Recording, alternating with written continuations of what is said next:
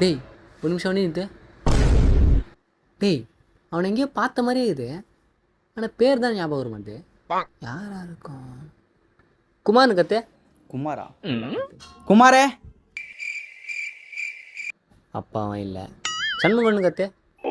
சண்முகம் அவனும் கிடையாது. மாப்பிள்ள அவனா சந்தோஷம் கத்தவா? ஏய் அவன் போய் ஸ்டைலாக இருக்குண்டா. பழனின்னு கத்து. பழனியே.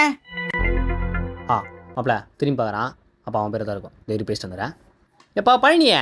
டேய் மாறி முத்த, எப்படி இருக்கிற? நல்லா இருந்தா. எங்கே தானே போனேன் இவ்வளோ நாள்? தற்சே ஸ்கூலில் என்ன பார்த்தது இல்லை, ஆ. ஆனால் அந்த ஸ்கூலில் நமக்கு எவ்வளோ மெமரிஸ்ல. ம் அந்த ஸ்கூல் மாரி வராதுடா. எங்கே நீ தான் ப்ளஸ் ஒன் ப்ளஸ் டூ வேறு ஸ்கூல் போயிட்ட?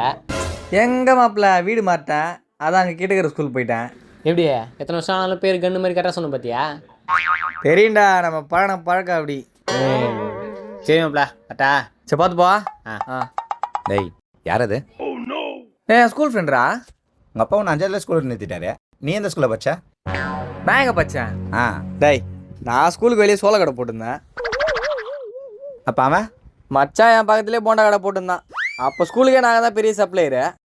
மச்சான் போண்டா போடுவான் பாரு, மனமாக இருக்கும்.